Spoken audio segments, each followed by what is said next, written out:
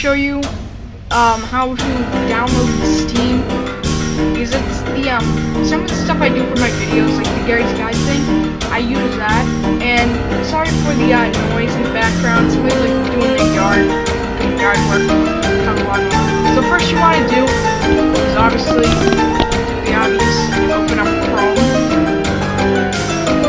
But here's the thing: don't have Yahoo.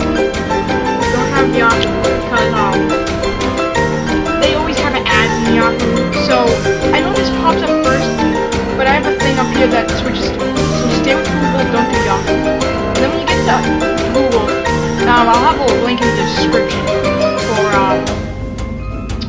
for the website. But if you don't trust that and you want to do it yourself, here you go. Then type in Steam.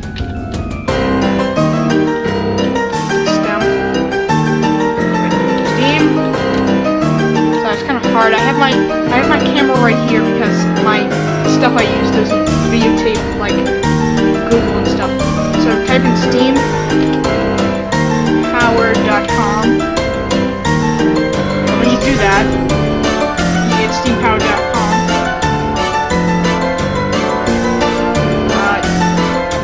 If you look here,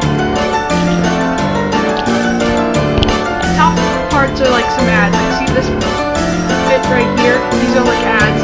But then if you go down to like this invisible line, right there, it'll say welcome to Steam. Then when you do that, click on that, and then it'll bring you to this. What you want to do is don't care about all this other crap, but you want to click that up there, which says install Steam. I already have Steam installed, so yeah. So once you hit that, you install it and you do everything it says to do, and then there. So once you download it, you'll open it up and you'll see the same crap you saw when you went onto the website. They'll ask you to sign up and stuff, and log in and crap. And then once you create your account, you log in. Here's the thing: Steam is free, but everything else on it, like games and stuff, are not. Like this game called Hurt World, like $25. Watch Dogs, $12, and stuff like that. But there are games on it. If you go to like games, there's free-to-play games, such as like if you go to most popular, there's like Team Fortress 2, which is an excellent game, Unturned, which is okay, I guess, and all this other crap that is extremely fun.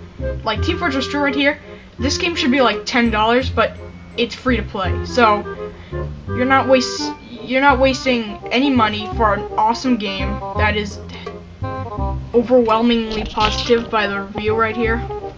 That's how you know the review. It says overwhelming positive or negative or stuff like that, but this should be that. And if you go onto it, it tells you the reviews and stuff, and then yeah, and then I already have the game, but to get games, you just go, you find it, like right here, and then you just hit play.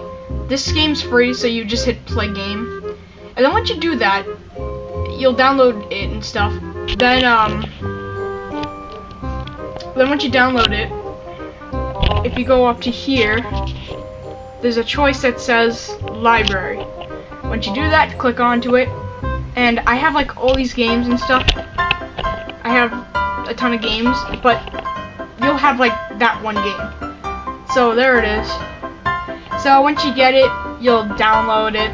It'll take a bit, and then once it's ready, you'll be able to play it. And that's technically Steam for you. A thing that lets you buy games on the store. Yeah, there's up there, it says store, and then library here. This is just like barely scraping what Steam has to offer. You have friends. There's like communities. You can like follow stuff. There's early release games that are kind of stupid if you ask me, but some of my favorite games are early release. So that, like the Culling, which I think actually came out. I think it did. And stuff like that.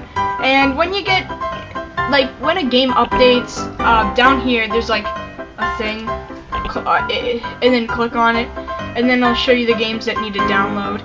Or just go to if you just hover on library, at the bottom of it there will be something that's a thing that says downloads, and you click on that, and blah blah blah. Yeah, again, this is just barely scraping what Steam has to offer, but this is just how to download it and the stuff you need to at least play a game.